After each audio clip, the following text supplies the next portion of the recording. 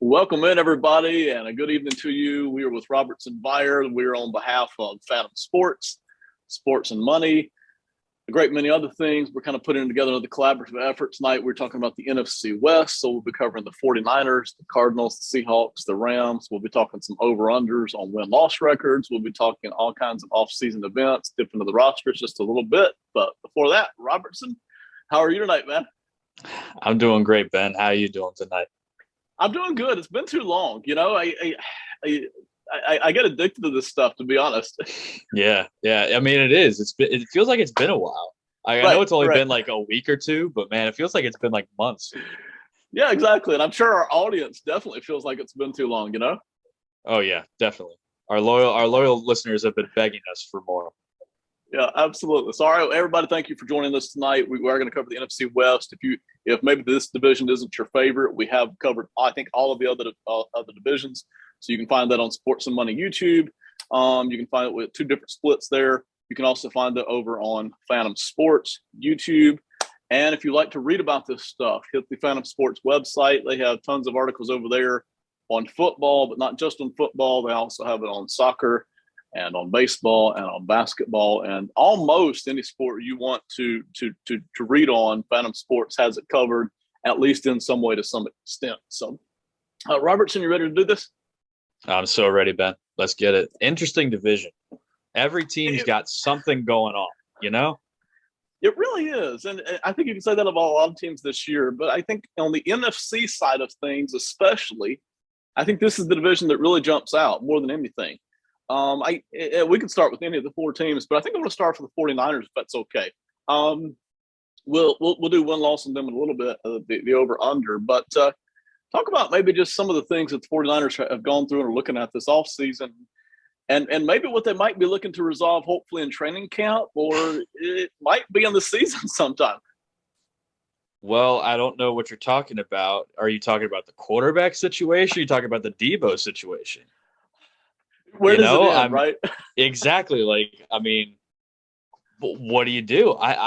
You know, but I think they do go kind of hand in hand a bit because are you going to throw Trey Lance out there with no Debo if he holds out? I mean, he reported to minicamp, I think. Yeah. I mean, 49er fans, correct me if I'm wrong, but like, I think that he reported to minicamp, which is weird because he's supposed to be holding out. So is he going to show up to training camp? You would assume so, but that's kind of up in the air. But again, going back to like the quarterback situation, it's Trey Lance, it's Jimmy G. You know, Jimmy G clearly, I think everyone thought that he wasn't going to be there at this point in late June. I don't think anyone thought that Jimmy G was still going to be on the 49ers. So are they going to throw him out? Like, are they going to throw Trey Lance out there with no Debo? I don't know because Debo was such a big part of the offense last season. Are you going to throw a very inexperienced quarterback out there with the number one option, passing and running? Really, I mean, he wasn't the number one option, but he was definitely second, if not third. But um, that's a tough question, and I think they have to get both of them figured out definitely by training camp. I think you're going to see Trey Lance taking first snaps, the majority of them, because I think they are planning on moving Jimmy G. It's just where's the trade partner? I don't think anyone was necessarily expecting a trade not to have happened at this point. It's a fair point, and you're right. I'm sure the 49ers didn't want any of this going on at this point. Man, we're right on the cusp of training camp now, and they're still dealing with both of these issues. I'm sure they'll have them both resolved, and they do both tie together. Let's settle in on the quarterback for just a second. Um, Assuming Jimmy Garoppolo is going to be traded, or assuming that the 49ers are kind of ready to see if Trey Lance can do it, what's your confidence level in Trey Lance? And I guess that probably goes back to what you thought of him coming out of the draft. But where's your confidence at with Trey Lance right now? It's not very high, and it's not that I don't think he has the tools to succeed. I think he has all the tools to succeed. I mean, we've seen the talent on tape. Even in the limited time he played last year. But the fact of the matter is, the coaching staff doesn't really believe in him. At least they're not showing it because Jimmy G is still there. And I'm not saying like there's a ton of reasons why he could still be there. It's a bad business move to cut him. Maybe they haven't found a trade partner. Maybe it's legitimate. Like no one wants to trade for him because they want to either pressure the 49ers to cut him, or the 49ers are asking too much. Or they just don't believe in Trey Lance, which is personally, I think it's a little bit of everything. I really think it is. And that third thing, though, where they don't necessarily believe in Trey Lance, I think that's huge because you traded up to number 3 to get him. I mean, you don't make that kind of move and not play the guy how long are they going to keep him on the bench? They have to just rip the Band-Aid off and get the growing pains over with. I understand Kyle Shanahan wants to win. I mean, what coach doesn't? He's been so close so many times at this point, but this is the future of your franchise. You have to start him, no matter if Debo's there or not. You have to see what this kid has, and understand Jimmy G's he's a middle of the pack quarterback. I don't think anyone's gonna deny that, but he's been shown that he can win you games, and I think that's hard for a coach to get rid of. Like, hey, we have this quarterback, he wins us a lot of games, but we kind of don't really want him anymore. Like that's just like a hard concept, not only for coaches but for like the front office and the fans too. It's a tough situation, really. It is. I mean, they got to the NFC Championship last year with I don't want to say a struggling Jimmy G, but with Jimmy G, and they're definitely going to take a step back with Trey Lance. They just need to figure out, like, is this really, did they mess up? And if they messed up, they need to cut their losses, or they just need to find out. It's not a great situation to be in.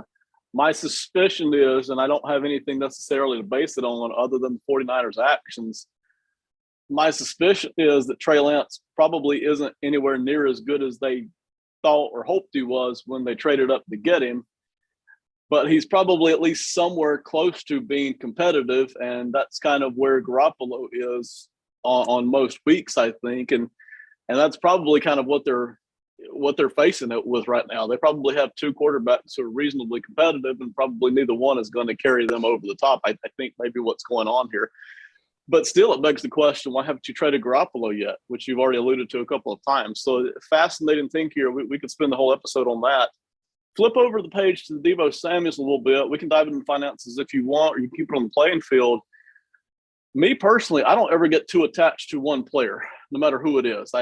We've seen all franchises have to move on for players, and some of those franchises continue to win, some of them don't. But assuming that the 49ers want to compete this year, and I'm sure they do, they really probably need to get Deebo Samuels on board, right? If they want to compete at all this year. Yeah, they need to get him on board. And again, I agree with your point that you can't get too hung up on one player, especially if it's not a quarterback. But that doesn't necessarily mean that, these pillar players, these keys to the franchise per se, like that they're not important as well. I think Deebo is one of those like pillar guys that you build around. He's one of those building blocks because he can do so much. Now there is, like, I don't want to say controversy, but the rumors out there that he doesn't want to be a running type of player, and he doesn't want to do the run plays, the design run plays, right. Which is a big part of his game and what makes him what makes him so dangerous. So it's tough. Like, do you limit his effectiveness because he doesn't want to run anymore? I mean, at the same time, a screen is basically the same thing, though. I mean, it's not going through, it's not the same path, but it's generally the same thing. It's an outside run play. He doesn't not want to do screens anymore? I mean, if he's going to get paid $25 million, hey, tell me I'll do whatever you want, I mean, that's probably how me and you feel. You give me $25 million a season, I'll do whatever you want. But yeah. I think they need to get him back. He's just too important to the offense right now. They don't really have a backup plan, or at least a proper backup plan. Especially if they're going with Trey Lance, they need to get it done. How much? That's always going to be a question. Is he a top 10 receiver? He played like a top 10 receiver last year, but can he continue to do that? I think last year was like his first season that he's played a full season.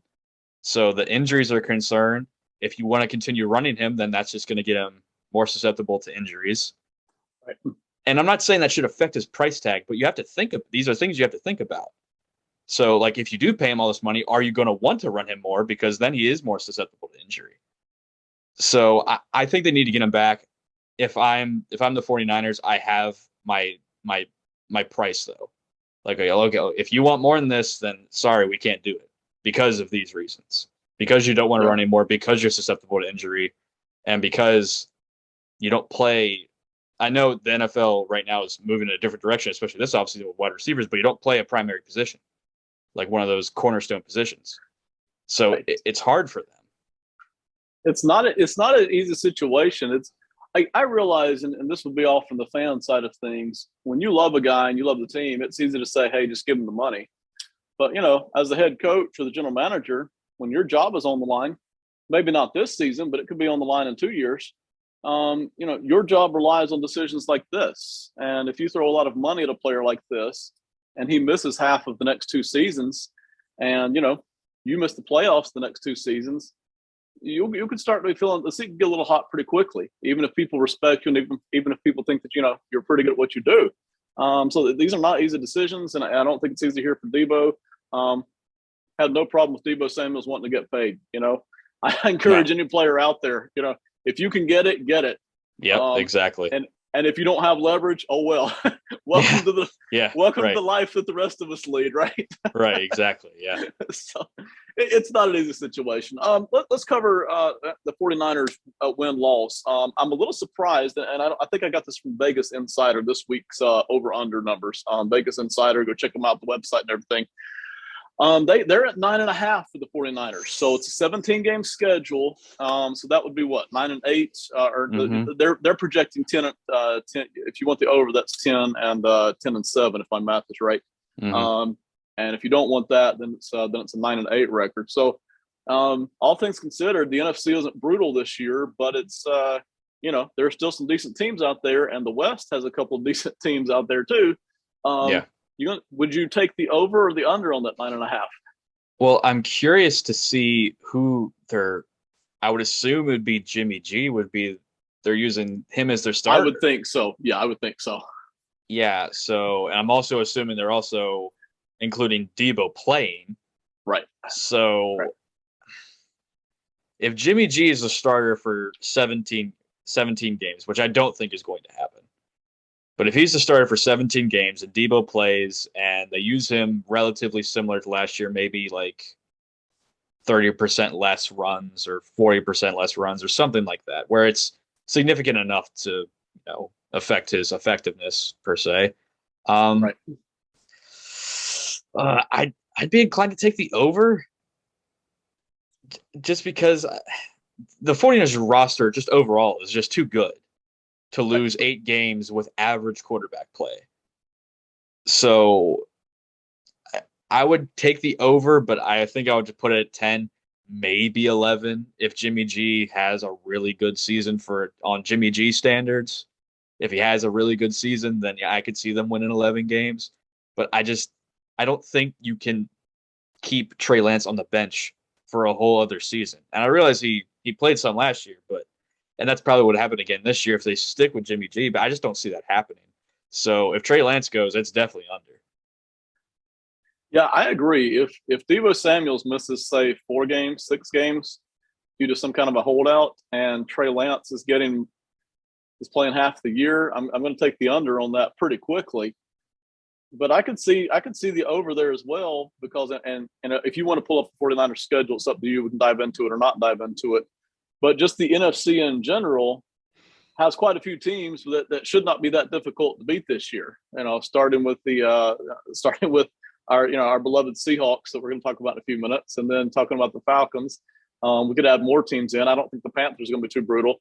NFC is not brutal this year, so I can see the 49ers catching that over. if everybody's present and accounted for. But that's Right. kind of a big assumption at this point, right? Yeah, that is. And just taking a glance at their schedule real quick. So the beginning part isn't too tough by NFC West standards. They do play the Broncos and the Rams in the first 4 weeks, but they play the NFC South, so that's a decently weak division. Tell you what, I think it's worth taking the time for because we are sitting right here on an interesting over-under. Go ahead and call it one game at a time, and we can take turns calling out wins and losses here and kind of get a feel for what kind of a record we might be looking at here for San Francisco. All right. Week 1 at Chicago. I'm going dub there. Yeah, agree. Week 2, and this is so. Who's your starter for week 1 then? Let's for now. Let's go with what Vegas is assuming. We think. Let's go with Garoppolo and Samuels playing. Okay. For now, yeah. Okay. So at Chicago, we both have a win. Home against Seattle, I have a win there. Agreed. Week 3, at Denver, I have a loss. Yeah. Monday night against LA at home. I think they're going to split it. I think they play tough games. So I'll take the win on that one. And there's going to be some Jimmy G hype there. So they're starting 3-1. Okay. Right. Week 5 at Panthers, that's a win. Yeah, I agree. So that's 4-1. Week 6 at Atlanta. I think a win. Me personally, I don't like Atlanta this year. So I don't either. I think they're going to be bottom feeders. I think I said that in the NFC South video. Right. So I'll say a win there. I always expect teams to like lose a bad game. So that's why, That's fair enough. Yeah. I'll take a win there though. So what are we at? 5-1? 5-1 or 5-2. I don't remember. But yeah, we're at 5 wins for sure. Yeah, 5-1. So this is where it starts getting tough. At home against Kansas City. No. Probably not. Yeah. Yeah, I wouldn't pick them.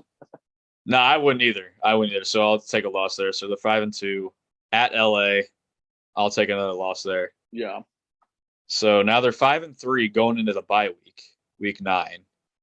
Probably some grumblings after 2 bad losses. Could Jimmy G get benched? Because then they got the Chargers week 10 after that bye week.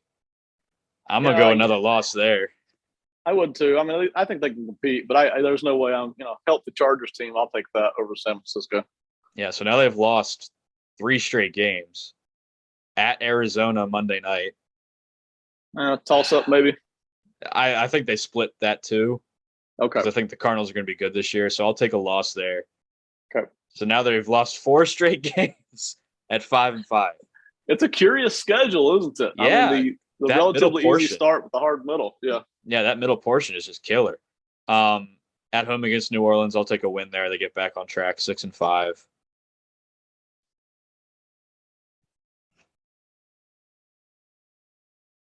What are you taking?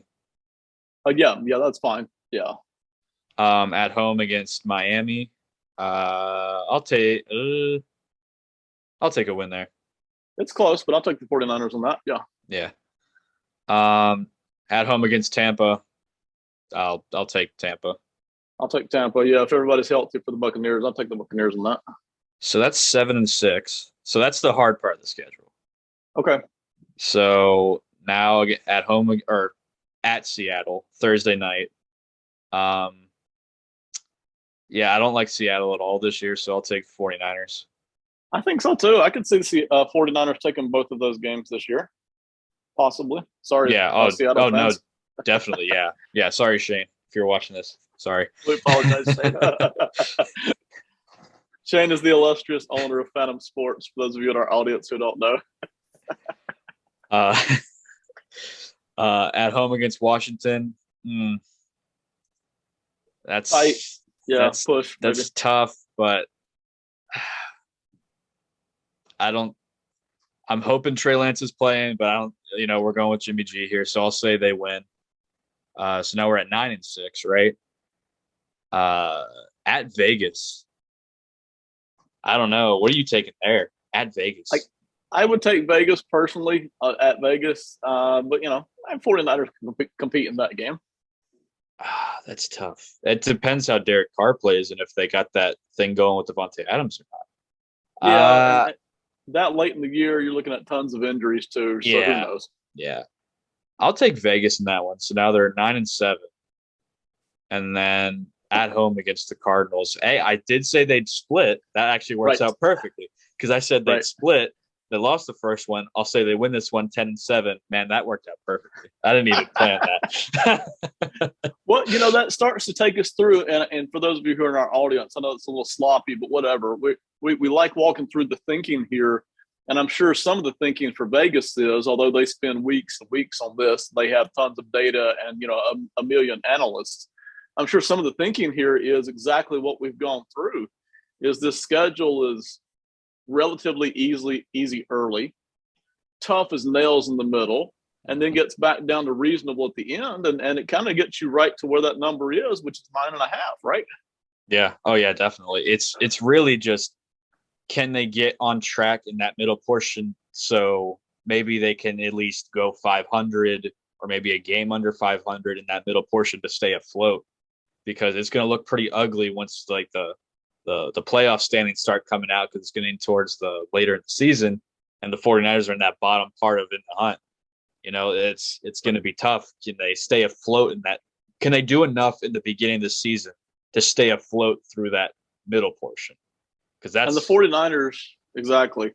They're one of those teams who benefit from the weak NFC because they're not only playing the Seahawks twice, who we don't think are going to be very good, but they're also playing the Falcons and the Panthers that you mentioned out of the South. So they are one of the teams who benefits from a relatively split lower half week of the NFC.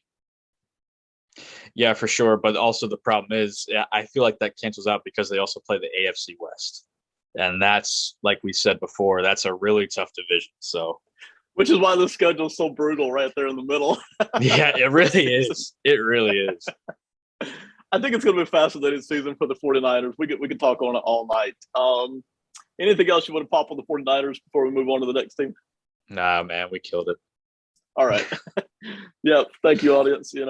Post some nice comments. If you have anything mean to say, we don't want to hear it. Leave a like if you're done with the 49ers. Yes. Let's hit the Cardinals. To me, the Cardinals are just as fascinating. Quite a cast of guys here. There's no denying that there's talent on this roster, I don't think, but there's also no denying that there are some wanting areas, and they've got plenty of drama of their own with Kyler Murray. So, talk us through that, and maybe some other headlines that Arizona's dealing with and may continue to deal with right now. So I feel like Arizona is like the island of misfit egos. I mean, you have Cliff Kingsbury acting like he's like a top 5 coach, and really I'm not gonna say he's a bottom 5 coach, but he like, it's kind of like that meme. You're not that guy. You're not that guy, pal. And it's the same with Kyler too. Like, Kyler's acting like he's like this big bad quarterback when, I mean, he's top 10, but he's at that, some would argue he's below that. We can have that discussion later, but. And we will. Yeah.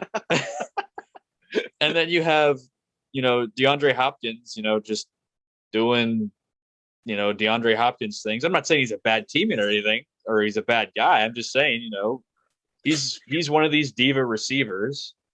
That's not uncommon. Then you got J.J. Watt and Zach Ertz. Like, they're like good team guys, but they have their own egos and stuff. So it's kind of like, and then I think they still have AJ Green, right? Do they still have him? Yeah, they brought him back. Checked, yeah. Yeah, they brought him back. So they have like just a very interesting cast of characters there, and it's like, how do all these pieces fit? It feels like one of these teams where they're just grabbing pieces and then like, we'll figure it out later type thing. And I don't know if that's like, Kingsbury's inexperience. I don't know how much control he has over the roster personally. I don't know that. I wouldn't imagine it's much, but it just feels like they're just trying to fit pieces in the places that maybe not isn't the best fit. That doesn't mean to say that I think they're going to do bad this year. I think they have a legitimate chance to make the playoffs, but it just this team has such weird vibes around it. They really do. We'll get to all those headlines in a minute. It's interesting you say that, though. We had Simon Short on from the Simon Short podcast last week, and we were covering the offensive lines in the NFC West, and we're talking about the Cardinals. You know, the Cardinals have some talent there on the line, but a lot of it is kind of older in nature. 2 or 3 guys there who age and injuries really starting to kick in a little bit, and you start to realize that they haven't invested a lot of draft picks in the offensive line over the past, I don't know, 3-4 seasons now. I don't know how far back, but you get the exact same feel we did from looking at the Cardinals offensive line as you've just discussed, looking at their roster. There's talent there and there are pieces there. There's some nice shiny toys there. Well, if we talk about the toy thing for a minute, and yet there are some misfits there, and I'm not trying to criticize here, but this is just observations as we're looking at the Cardinals roster. And I figure Cardinals fans are probably right there with us because they know this roster just as well as we do. There are some curious things that go on here on the Cardinals roster. And I think you could see the Cardinals going, and we'll talk about the over-under here in a minute. I think you could see the Cardinals going 12-5 because they're just on fire like they were at the start of last year. Mm-hmm. Or you could see them going 7-10 and just kind of having a head scratcher of a season. And I think there's a wide range of possibilities here. Oh, for sure. For sure. It's kind of like what I said with the NFC West or NFC East. There's a lot of boom bust potential with this team. You know, it's you know, if they could put all these pieces together and make it work, I mean, you're talking about, and Kyler takes that legitimate next step up into like that upper echelon of quarterback, then this is a legit Super Bowl contender. And, you know, they have some things to work on, like you alluded to, especially I think on the defensive side and that offensive line. Can they figure that out? But this is a legit Super Bowl contender if they can get these things figured out, because I think that offense can be very potent, you know, especially the Kyler. You know, we haven't seen it. It's these dual threat quarterbacks make it to the Super Bowl yet, per se, and be successful. But I think he's that transcendent type quarterback where it's like, okay, we need to find the next Kyler. If he works out, you know, he's that type guy where it's like, okay, we need to find that guy. But I don't know if him and Cliff Kingsbury are a fit. I don't know if Kingsbury is that coach that can take this team to where it needs to be. I'm not doubting his knowledge of offense or his ability to lead or anything like that. I just don't know if he's the right fit for this team. I hope he proves me wrong. I don't wish, him to fail or anything, but and like you said, there are also aging pieces. JJ Watt, he's not getting any younger or seemingly any healthier. Same with AJ Green. Why is he there? Kind of, I mean, I think they lost a couple weapons this offseason, but I mean, he's definitely not going to replace the production. Again, I love AJ Green, but he's on the wrong side of 30. And he's been known not to stay healthy. So, and I like James Conner too, but again, he can't stay healthy. So it's tough. Like if everything works, like I said, they're a Super Bowl contender. But if it's not, it's going to be a massive disappointment. I think Kingsbury's out the door personally. It's a curious thing, and I think the Cardinals find themselves in the same position that a lot of franchises find themselves, and that is, you're not at the top. You're not elite, but you're also not at the bottom. You're somewhere there in the middle, and just a lucky break or two could make your career as a GM, as a head coach, as a player on the team. And then a wrong break or two could kind of just blow up the whole thing. I think everything's on the table here for the Cardinals. And you mentioned Cliff Kingsbury. He reminds me a lot. Nobody in particular. He reminds me a lot of some of the coordinators who seem to know the X's and O's very well. But when you put them up in the top spot, the CEO spot, you remind yourself that, well, he hasn't been at the NFL level for very long. He did a lot of work at the college level. He's got some NFL experience, but just not mountains of it. And and you start to wonder with time, could he actually, improve, or are we seeing the best that Kingsbury is with some of the inconsistencies and some of the stuff that's a little bit out of place? It's a curious thing there. Would you hand Kyler Murray the amount of money that everybody else in the quarterback industry is getting right now? Do you like him well enough to do that for the next, say, 8 years? No. Okay. No. And that's not to say that I don't think he can earn that, because I think this year especially is going to be a make or break year for him.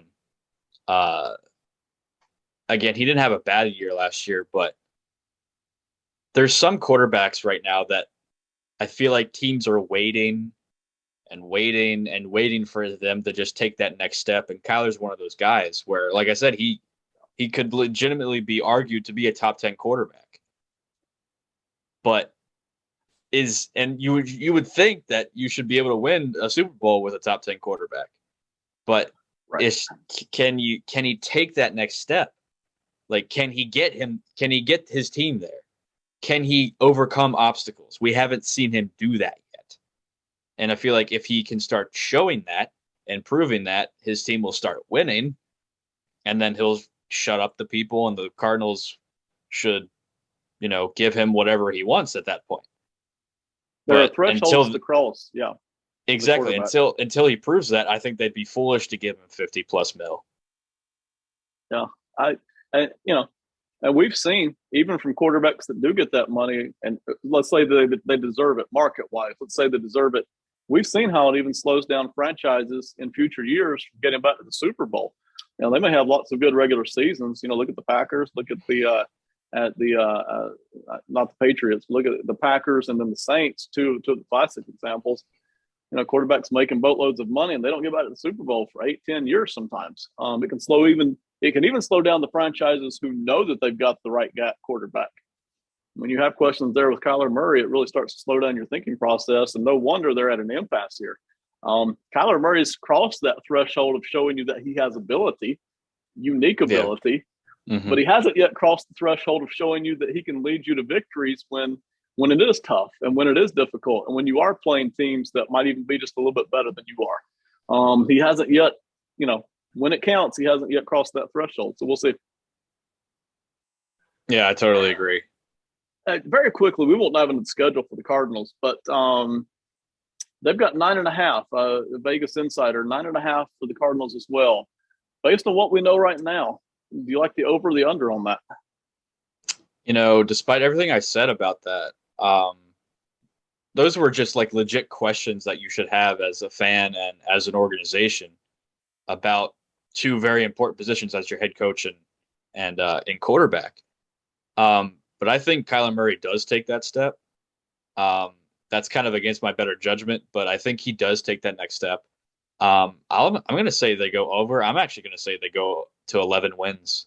I think this is the year that they, put it all together, and Kyler just is that transcendent quarterback where, he just goes off. He's probably MVP, or at least in the discussion for it.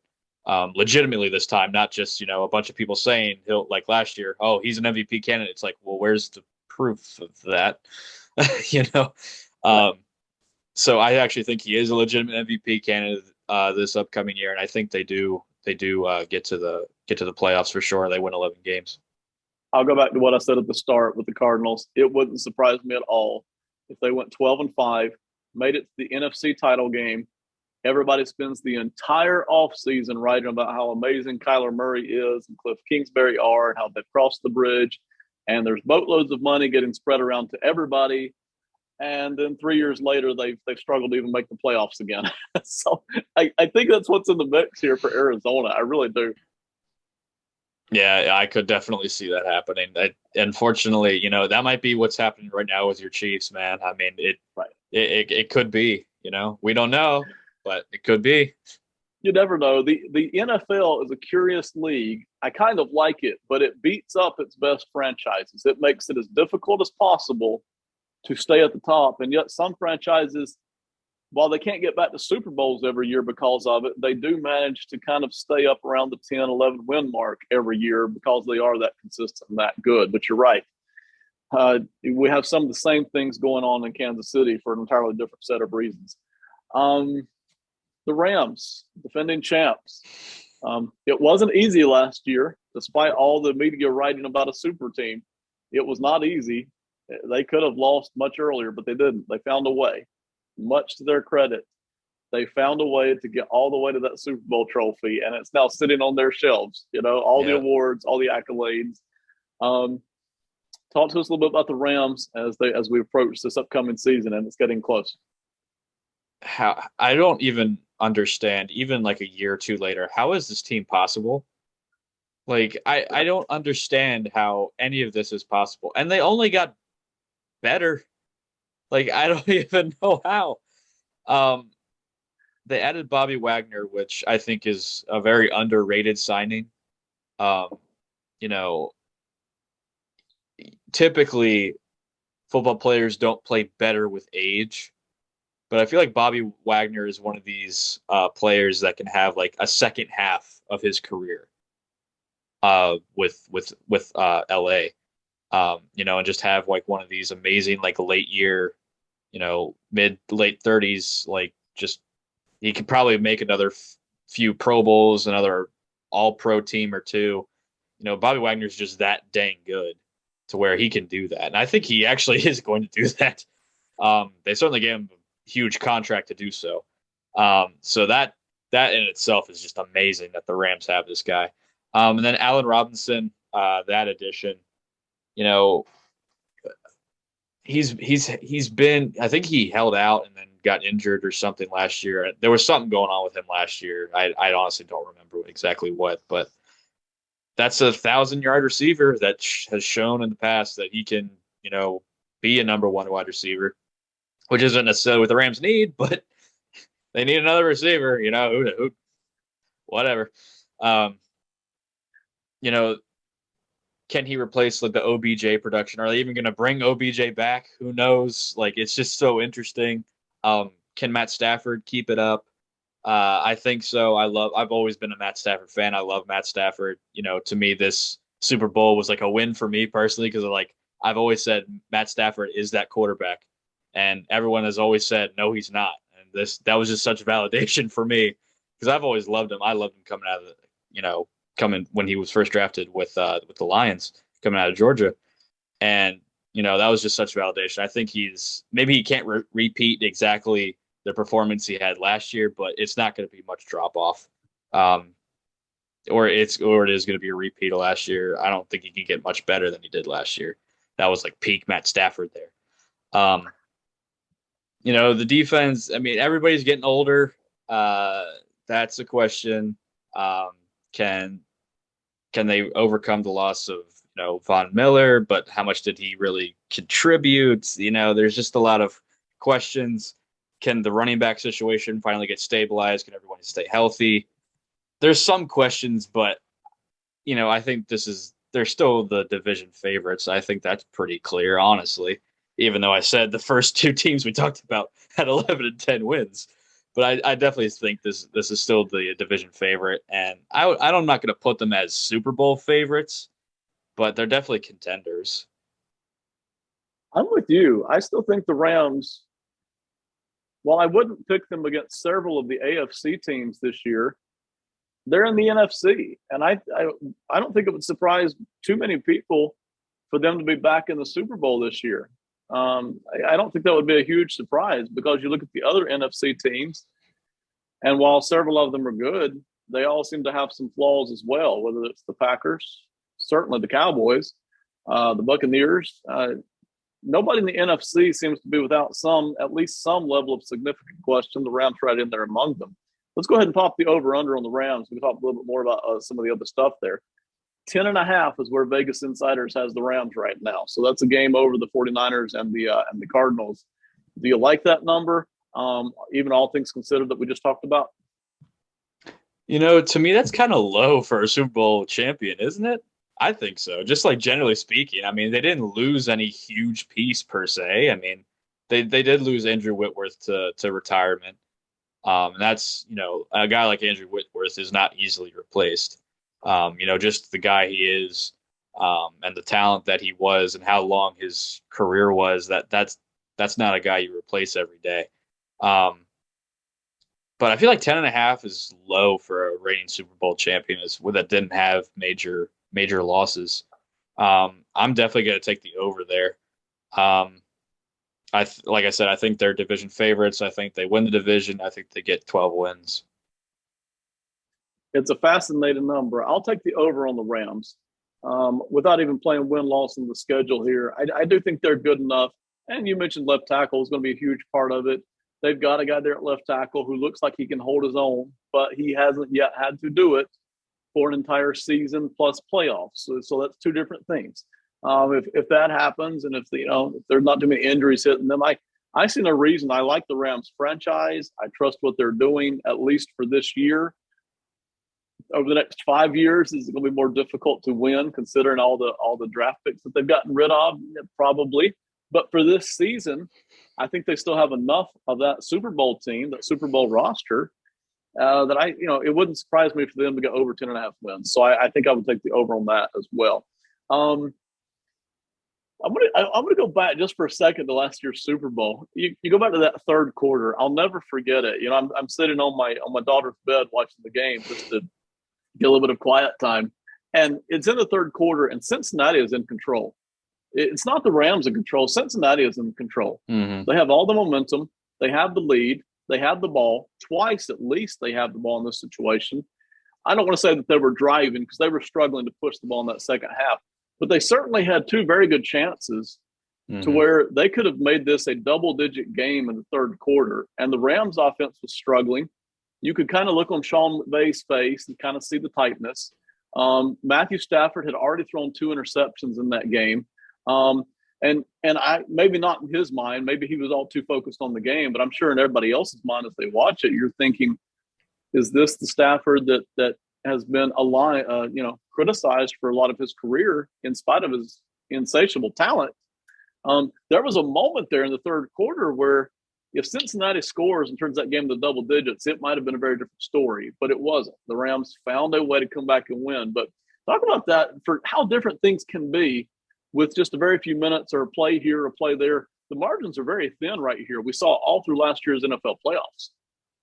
Well, even the no look pass in the fourth quarter to Cooper Kupp, which is just insane. I'm sorry, I had to mention it. I'm sorry. It's just fantastic, honestly. See, if that was Patrick Mahomes, we'd still be talking about it. I'm not taking a shot at your guy. I'm just taking a shot at the fans, really.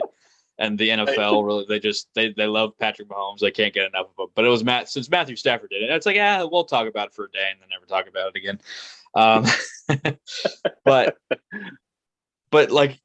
But back to your point, had he not made that play, we're talking about a totally different outcome.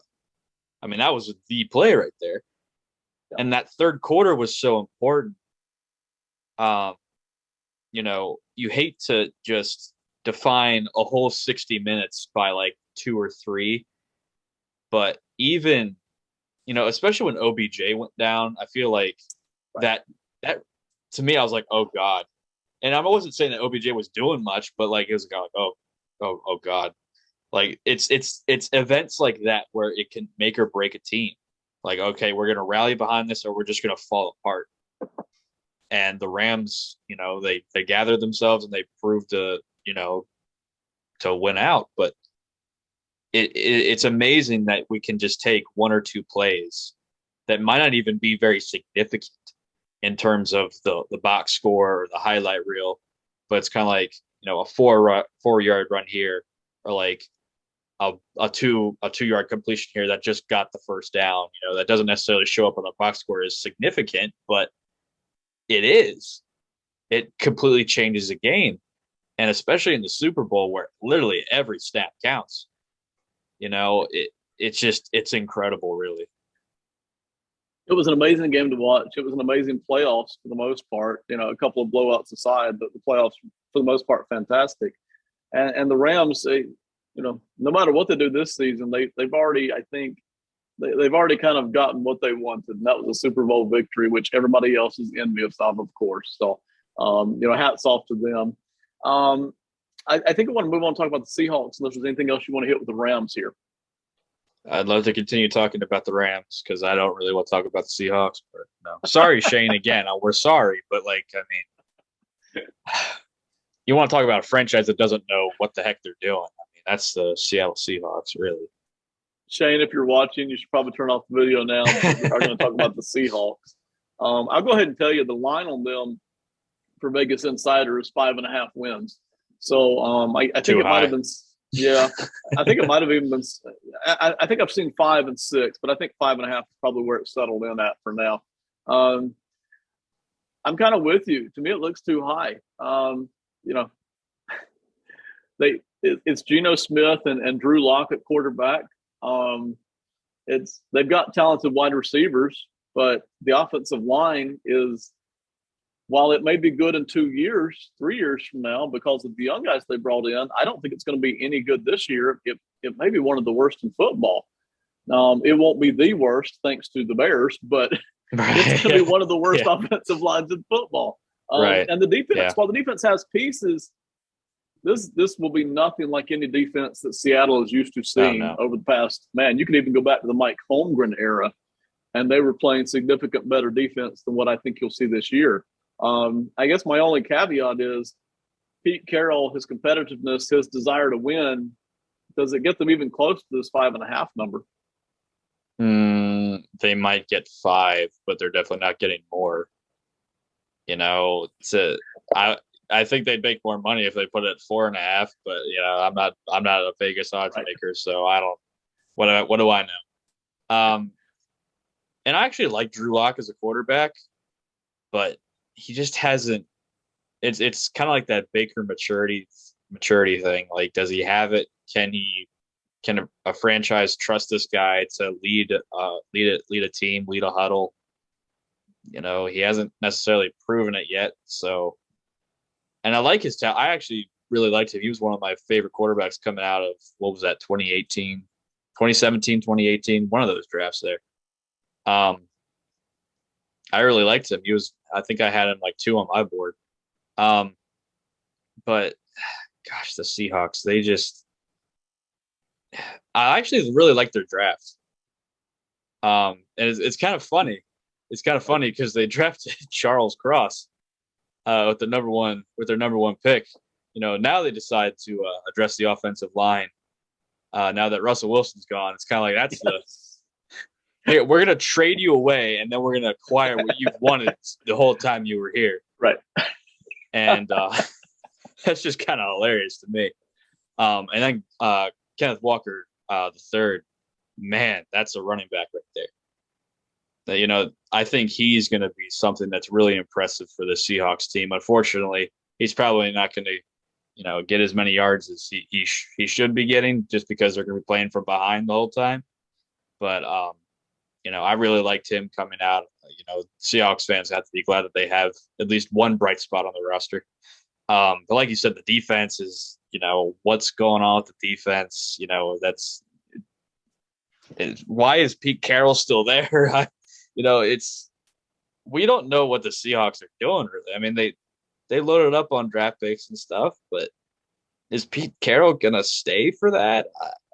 Do the Seahawks want him to stay for that? I mean, you hate to kick a guy out, but at the same time, it's like, okay, you're getting towards the end of your coaching career here. How much longer are you going to want to do this? Do we want you ushering in a new era of this franchise? And again, that's no slight on Pete Carroll. He's probably going to be in the Hall of Fame. But, is this one of these, thank you for what you've done, but we need to usher in a new, younger, era, because they have all these, the future. You have to be excited by the future at the very least, just because of all the draft capital they got. And that's an opportunity for them. But again, do you want Pete Carroll there at his age? Really? That's, again, you hate to push a guy out, but it's a fascinating question. And I do think the Seahawks, maybe next year and the year after, I kind of trust them to get back up to competitive pretty quickly. But we're talking about this season, and Vegas doesn't lose a lot of money. They really don't. They need to know what they're doing. I'm going to go through the schedule here. I've got it pulled up. I'm going to let you just call out the wins and losses as we go, and we'll try to emulate what maybe Vegas is thinking. Because I'm with you. Before I dive into the schedule here, I don't see the 5.5 myself. I think that's way too high. But let's go through it. First game of the season, the Denver Broncos, of course, with Russell Wilson coming to Seattle for Monday Night Football. Win or loss there? I'd actually be tempted to take a win there, but just because, that kind of, tension, drama stuff there, maybe Russell Wilson's kind of not on his best game, but the odds are against him, so I'll take a loss. I think in spite of their energy, I'm just not sure they're going to have the talent to pull that off either. Week 2, Seattle at the 49ers. We've already covered. Loss. Yeah. Kind of consistent there. Loss. So 0-2. Now here we have the Falcons week 3 coming into Seattle. I'll actually take a win there. It's kind of a toss up, two crap teams, just flip a coin really, but I'll take they get one of their wins there. Okay, so they start off 1-2. Week 4, I think it's week 4. The Seahawks are heading to Detroit. I'll take a loss there, actually. I agree. Could Seattle win that game? Yes, but would I pick them? No. So they're 1-3, and then they head down to New Orleans to play the Saints the next week. Loss. I agree. So we've got one win so far. I'll quit keeping up with the losses. We've got one win. October 16th, the Cardinals come to town to play Seattle. Loss. Agreed. The Seattle Seahawks heading to the Chargers on October 23rd. That's going to be a real exciting game, isn't it? Loss. That might be a brutal one, and thankfully it's not in prime time for anybody to witness. The Giants come to town on October 30th. I'll take a win there. I think so. I think the Giants have enough instability to lose that game. And then November 6th, the Seahawks head to Arizona. Loss. Agreed. November they get a bye week there. Almost looks like they get 2 bye weeks there. But anyway, the Raiders go at Seattle on November 27th. I'm gonna take a loss there. Agreed. December 4th, Seattle goes to the Rams. Loss. Agreed. December 11th, the Panthers come to Seattle. I'll take a win there. I could see it. Let's give them the benefit of the doubt there. 49ers at Seattle on December the 15th. Loss. Yeah, we already covered. We think the 49ers can win both of those games. December 24th, the day before Christmas, they get to go to Kansas City. Ooh, that's another great one there. Loss. Unfortunately for the Seahawks, that Kansas City game is Saturday at noon. So a lot of people are going to be watching that game. Yeah. January 1st, New Year's Day, the Jets come to Seattle. I'm actually going to take a loss there. I think the Jets can definitely win that game. I think so too. But even if you give them the benefit of the doubt, we're up to 4 wins. And then the last game of the season, the Rams come to town to play Seattle. Yeah, that's a loss. So I've got them at 3 wins. You got them at 4. So I don't know where they're getting this 5.5 from. I just don't see where they can. Okay, yeah. They can maybe beat the Raiders if if Derek Carr is having a bad day. Like I said, these good teams always lose a bad game. Could they lose against the Giants but beat the Chargers again? Maybe. Could they squeeze one out against one of the division rivals? Maybe, but that's still not adding up.